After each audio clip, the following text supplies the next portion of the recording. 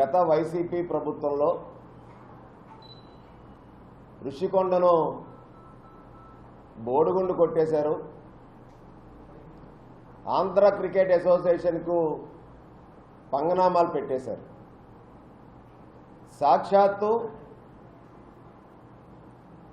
బంతి పట్టుకోవడం రానటువంటి వ్యక్తికి బ్యాట్ ఎలా పట్టుకోవాలో తెలియనటువంటి వ్యక్తులు కేవలం విజయసాయిరెడ్డి దొంగల ముఠా ఏదైతే ఉందో, విజయసాయిరెడ్డి దొంగల ముఠా ఆంధ్ర క్రికెట్ అసోసియేషన్ని కబ్జా చేసేసి బంతి బ్యాటు పట్టుకొని రానిటువంటి వ్యక్తులు ఆంధ్ర క్రికెట్ అసోసియేషన్లో ప్రెసిడెంట్గా, వైస్ ప్రెసిడెంట్గా, కోశాధికారిగా, అలాగే జిల్లాల్లో అసోసియేషన్లు ఎక్కడైతే ఉన్నాయో వాళ్ళందరూ కూడా వైసీపీ నాయకులు వాళ్ళ యొక్క అసోసియేషన్ సభ్యులుగా పూర్తి స్థాయిలో అక్కడ చేరిపోయి ఆంధ్ర క్రికెట్ అసోసియేషన్ని కబ్జా చేశారు.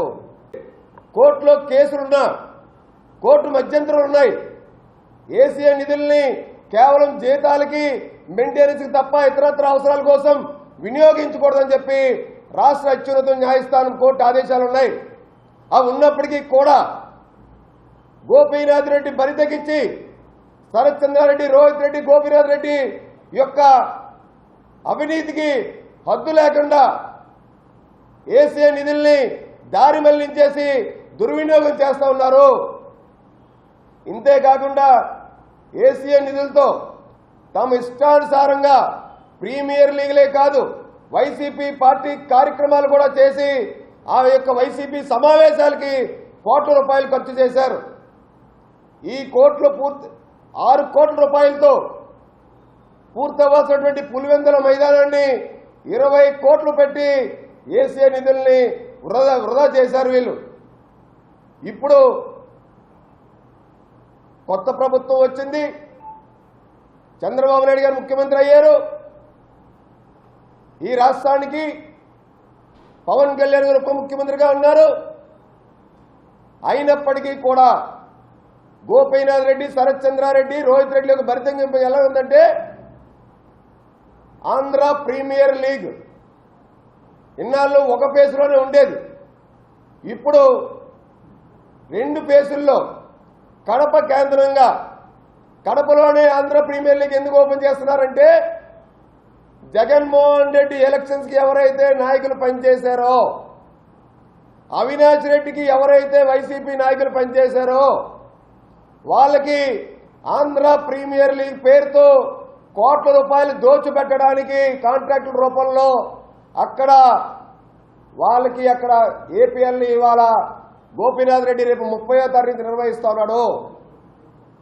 ఏ విధంగా ఏపీఎల్ని ఉమెన్ ప్రీమియర్ లీగ్ని ఏ విధంగా గోపీనాథ్ రెడ్డి నిర్వహిస్తాడు?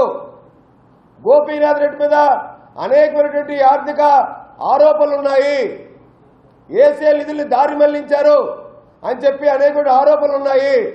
అలాంటి గోపీనాథ్ రెడ్డి ఏపీఎల్ని మళ్ళీ నిర్వహించడం అనేది సబబు కాదు. ఇప్పటికే 50 లక్షల పైగా శాలరీని ప్రెసిడెంట్ పిఏ వాడు ఎక్కడ ఉంటాడో కనిపించడు, వాడికి 50 లక్షల రూపాయల జీతాలు ఇచ్చాడు.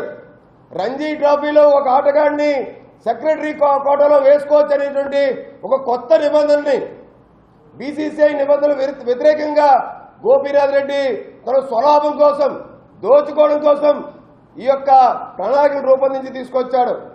విశాఖ స్టేడియాన్ని అంతర్జాతీయ మ్యాచ్ వచ్చిందంటే గోపీనాథ్ రెడ్డికి వాళ్ళ టీంకి పండగే. విశాఖలో 5 ఏళ్లలో జరిగినటువంటి T20లు కానీ, వన్డే కానీ, టెస్ట్ మ్యాచ్లు కానీ టికెట్లు బ్లాక్ల్లో అమ్ముకున్నారు వీళ్ళు. వీళ్ళ ఆఫీస్ 3 టౌన్ పోలీస్ స్టేషన్ ఎదురుకుండా ఏదైతే శరత్ చంద్రారెడ్డి యశూర్ ఎస్టేట్ డెవలపర్స్ ఉందో, రోహిత్ రెడ్డి ఆఫీస్ ఏదైతే ఉందో, ఈ గోపీనాథ్ రెడ్డి క్రికెట్ టికెట్లని అక్కడ బ్లాక్ల్లో అమ్ముకొని కోట్లాది రూపాయలు వీళ్ళు దోచుకున్నారు.